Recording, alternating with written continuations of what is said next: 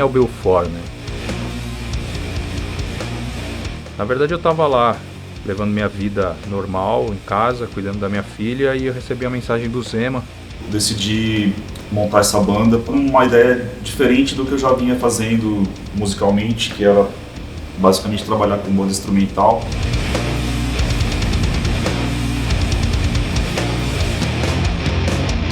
E fazia anos que eu não escrevia. Eu tinha isso comigo, será que eu ainda conseguiria escrever? Eu escrevi letras em português e que marcaram a vida de muita gente, assim, na época do Shoudra, que é uma banda que eu me orgulho muito de ter feito parte. Sou muito grato aos integrantes todos.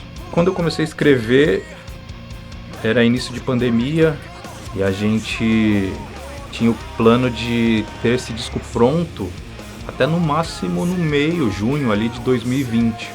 Mas aí a pandemia interrompeu, né, os ensaios, os encontros. Então a gente começou a fazer nossas atividades mais remotas. Isso atrapalhou a vida de todo mundo, né? Literalmente falando, o mundo inteiro.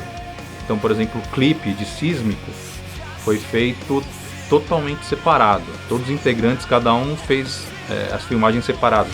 Até a raiz descobriu uma razão de existir. Eu vi numa fresta de luz. Que eu já notei com as minhas letras, mesmo que às vezes eu esteja falando de algo bastante pessoal, isso acaba impactando muito nas pessoas, porque elas sentem que aquilo é verdadeiro. Tivemos que pensar muito em quem iria produzir esse disco. Essa pessoa é um grande amigo de longa data nosso e principalmente do Zema, que é o Guto Gonzalez. Sobre as músicas, eu gosto pra caramba, né? Acho que é bem foda a parte criativa, né? Guto Gonzalez, né? Eu adoro trabalhar com ele. Desde quando a gente se conheceu, ele sempre me deu total liberdade mesmo, assim, não tem como dizer em palavras como ele deixa a banda, o músico à vontade em trabalhar. Na verdade, é meio que nem dirigir um filme, né? Assim, só que você está dirigindo ali aquela gravação. O Zema sempre foi um cara que foi riff man.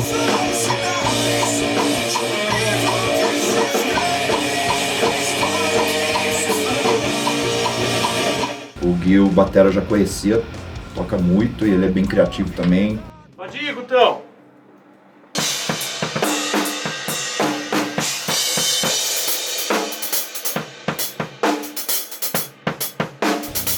Todos da banda são bem criativos, é bem do meu gosto musical, que eu acho bem legal de trabalhar. Eu conheço o Guito de muito tempo atrás, assim, de ter bandas que tocavam junto. Acaba se falando quase todo dia. Aí um dos dias ele me mandou uma música, falou assim, ó, a banda que eu tô fazendo agora. Aí eu falei pra ele, Guito, dá até vontade de tocar. Vocês estão com um puta time, assim. Ele falou, ah, legal. Ué, mas por que você não toca? Quando você está fazendo com gosto, você tem decisões melhores mesmo, assim, né?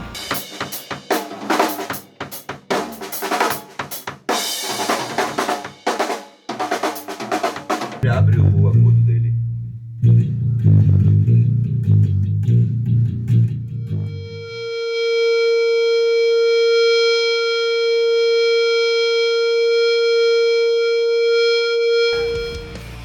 O Guito já estava na banda, que é um baterista que toca de uma forma que me agrada muito, que não tem frescura. Ele é um batera que entrega o que precisa ser entregue para a música, direto ao ponto. Sobre a batera, foi bem fácil gravar, na verdade. Não tivemos muita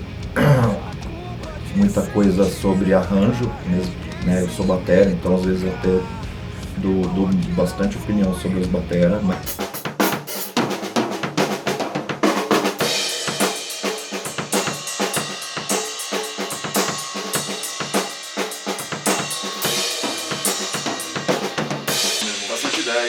Agora vai. Então fiquei um tempo fazendo os riffs de guitarra, né? Até que apareceu o Gui, batera, e a gente já tinha trabalhado no Hall junto também. Ele, pra mim, tem um ótimo gosto, ele coloca as coisas na hora certa, no momento certo, ele levanta o som na hora certa, ele abaixa o som na hora certa, trabalha bem com dinâmica. Então foi bem fácil, assim, porque a gravação de bateria geralmente demora dias, né?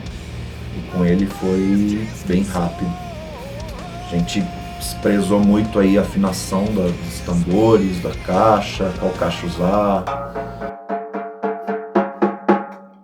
Nesse disco eu penso que a sonoridade tem que ter bastante som de sala, som real mesmo, como se estivesse tocando na frente.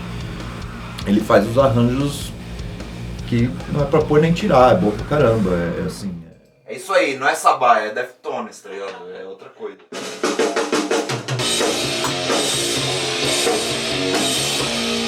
A maioria das vezes eu peço pra tirar coisa do que colocar, né? Então, nesse caso aqui, coloca uns bumbo duplo ali só nos momentinhos que pede, na hora de levantar o som, tá, levanta, e na hora de tocar,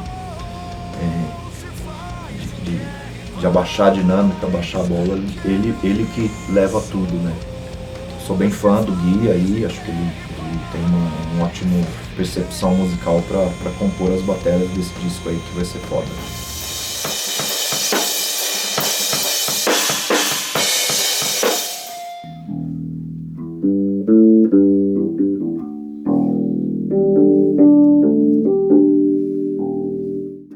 Sobre o baixo, o Gui ele tem uma composição de timbre também muito boa, ele já tinha uma coisa bem definida na cabeça, de um grave, eu queria um pouco de um mas aí a gente chegou aqui no meio termo, timbre que é muito bom dele, porque ele tem uma mão direita muito boa, então ele consegue ficar nos gravão bem clean mesmo.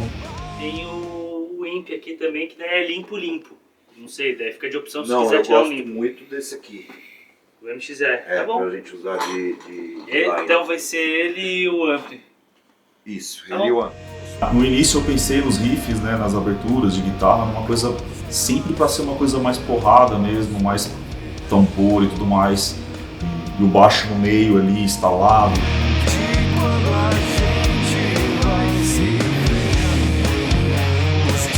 E aí chegou o Gui. A gente tinha mais ou menos 8 músicas, dessas 8 viraram 13 músicas. E fez com que eles juntassem com o Zema criasse mais coisas, ele criasse mais coisas, e, enfim.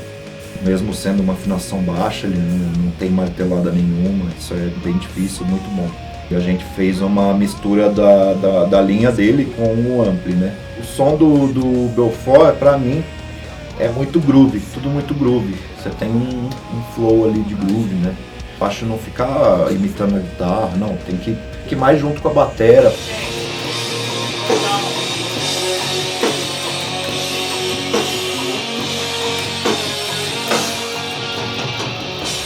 A única pessoa que eu não conhecia era o Gui. No primeiro, segundo ensaio já tava todo mundo super íntimo, super amigo, assim. Eu achei muito bom os baixos dele, acho que além disso é um grande músico também, assim como todos da banda, né?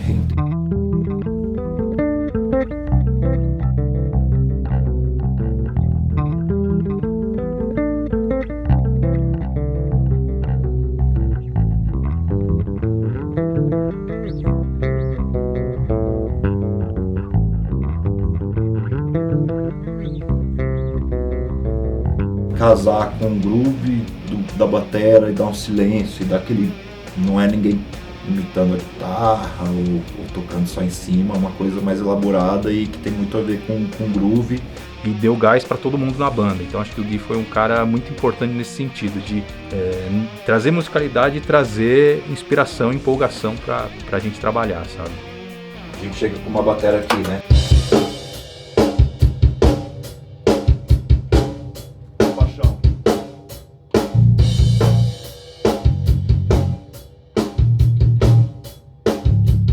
Aqui, por exemplo, e a guitarra comendo solta.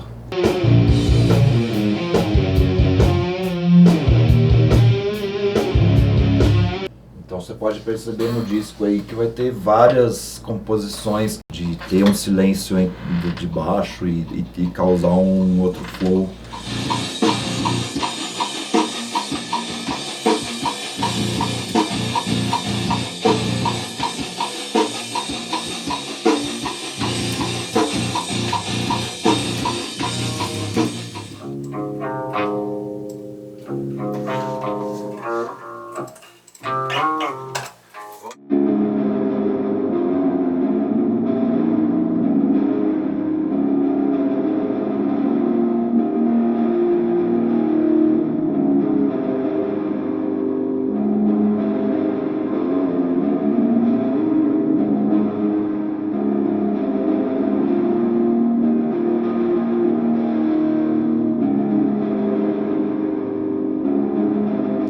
guitarras desse disco a gente pensou antes, né, um pouco, porque a gente teve uma pré muito boa, muito bem feita. Essa guitarra é diferenciada. Então o Zema é um cara muito musical, muito talentoso, riff maker nato, assim. A gente ficou muitos meses se dedicando nessa pré, né, se encontrando várias vezes para gravar baixo, para gravar guitarra, para fazer melodia de voz. Eu cheguei, já tinham as músicas quase todas prontas, sentei no estúdio, o Zema já me fez gravar uma cacetada de coisa, aprendi a tocar várias músicas no primeiro dia que eu cheguei aqui no estúdio.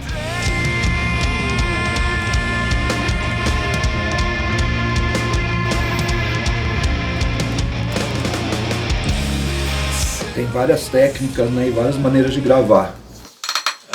Aqui, Guto, onde que é? Aí você põe no input.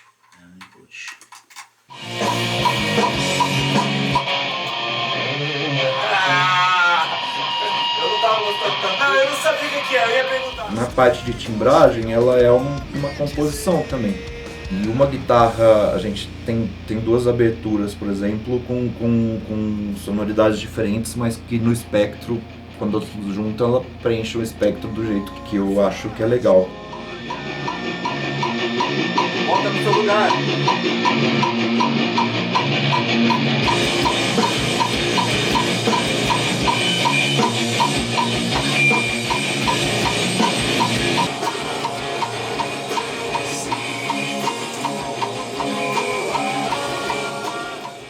E tem o Minoru, que é um grande amigo de longa data, compartilha das mesmas influências, principalmente comigo.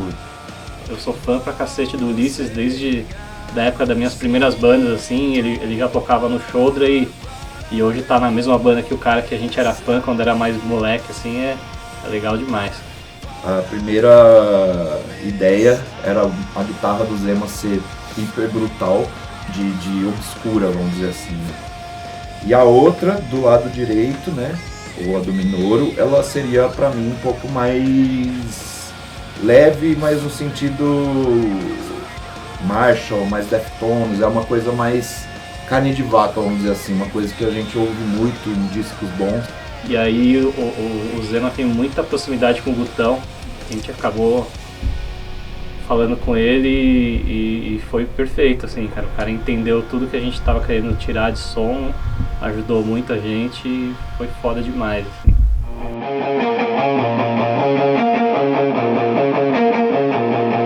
O Gutão também ajudou bastante nisso, né, na questão dos timbres, né, ele escolher a guitarra do Minoru ser um pouco mais Marshall, mais cremosa, né, e a minha ser mais aveludada, mais sombria, né. Já era fã do Zema quando eu conheci o Halo. Ele utiliza muito desses recursos de dissonância, sabe? Ele usa tocar os riffs que ele cria até difícil, porque ele tem aquele dedo elástico que, enfim, vai da primeira à oitava casa.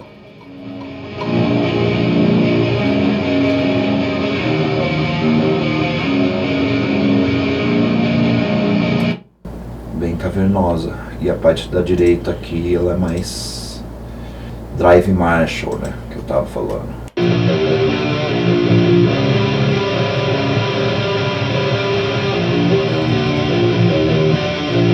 E as duas juntas preenchem o espectro do jeito que eu acho legal, que eu tava pensando mesmo. Então,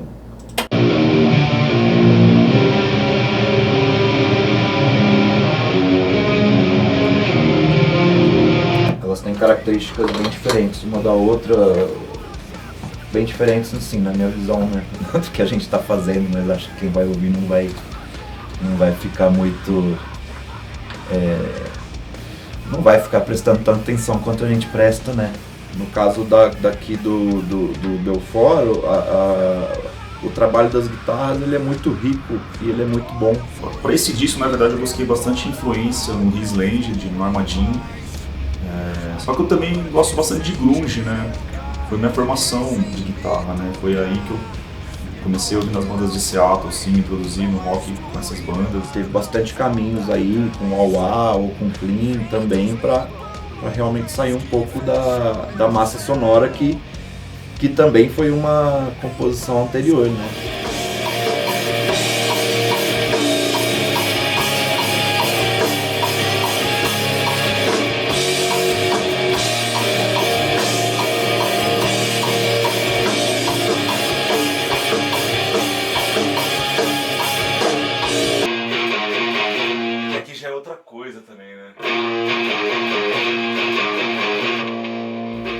essa parte das guitarras, ela já vem muito bem trabalhada, né, pelo Zema e pela banda.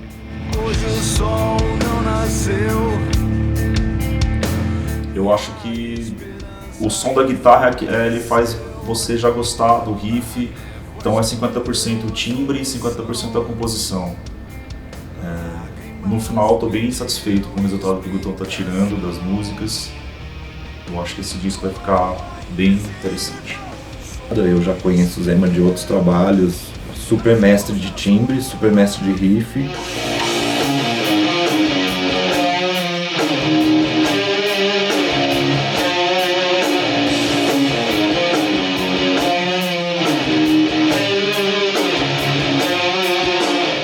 Dessa mentalidade boa que ele tem. O braço vai ter isso, cara.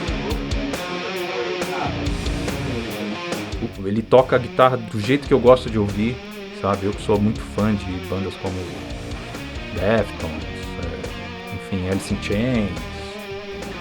O Zema trabalha muito bem com efeitos, né? Também, então a gente tem que explorar bastante bem isso, né? Que é uma composição, como eu disse, a timbragem, os efeitos são formas de composição também. Além disso, eu tenho um backup da linha para poder também, se eu achar que alguma coisa merece mais destaque ou algum timbre diferente, eu tenho como fazer. Precisa ser um pouco. Ali está o mouse dele.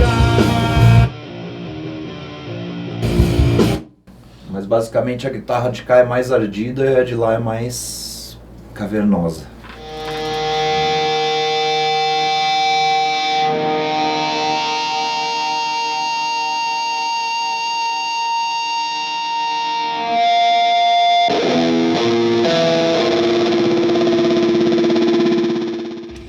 De voz, ela é uma... Primeira coisa, você tem que analisar quem é a pessoa e qual é o som, né? As melodias de vozes, né? Aconteceu nos encontros comigo e com o Ulisses. Escrever letra pra mim é uma das coisas que eu mais amo fazer na vida. Fiz também uma paradinha pro final da música. Então tem 4 partes aí de voz. Eu acho que é como se fosse uma escultura, sabe? Tem uma escultura e aquilo te passa alguma coisa, mas para chegar naquele resultado foi aparado arestas. Pra lá me respirar, longe do que eu quis essa noite. Mesmo no metal, às vezes é uma coisa mais técnica, gritada e punch, ou melódico é outra história.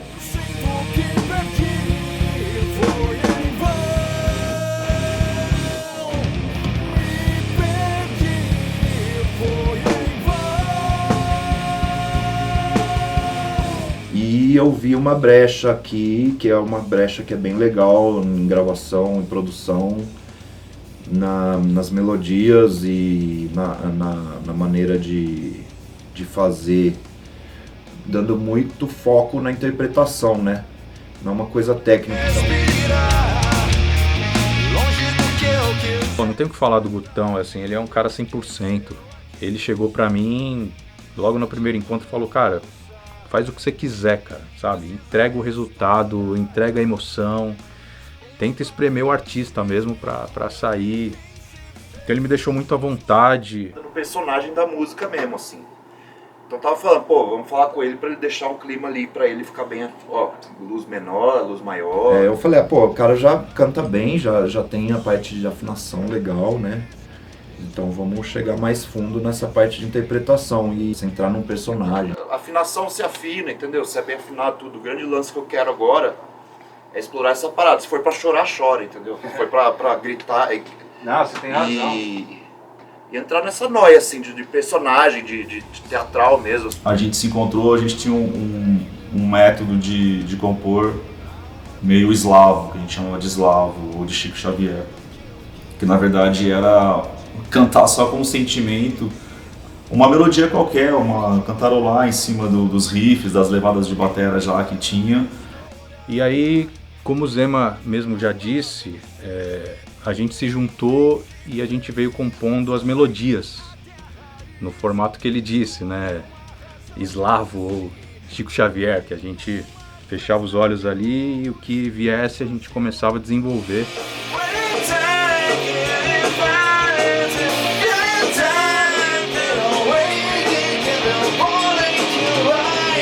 Se você vê os grandes intérpretes, os grandes cantores, não é porque eles...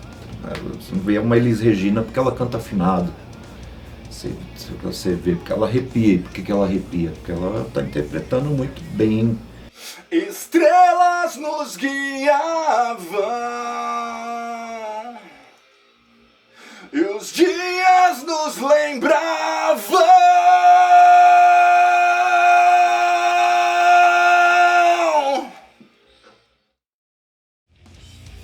Então a gente cantarolava essas músicas, a gente compunha as melodias da forma que a gente achava que tinha a ver, e ele levava para casa, escrevia as letras, porque quando você não pensa em letras, você só pensa na melodia, na hora de fazer, te dá uma liberdade muito maior, né? Não me deixou dormir, sentindo meu pulsar, prestes a estourar, um abalo. E aí é aquele trabalho que eu brinco que é uma escultura, porque eu quero encaixar dentro daquela melodia as palavras ideais, com a sonoridade das palavras ideais, porque é ouvir a música, a composição, e entrar dentro da música para sentir o que aquela música estava me trazendo e o que eu poderia falar nela. Então, acho que funcionou muito bem. Foi uma coisa assim que deu trabalho, mas foi o trabalho mais prazeroso, assim, o que me salvou de 2020, esse ano terrível de pandemia. E algumas outras coisas realmente são técnicas, sei lá, pegar a respiração, até um pouco da falha, assim, eu acho que faz muito, muito bem, né, pro som.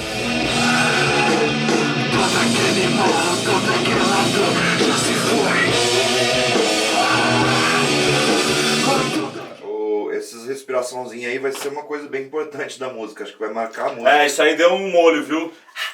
Vai marcar assim, vai ser uma coisa que você vai lembrar da música. É nóis. Vamos aí. Tão simples, né, velho?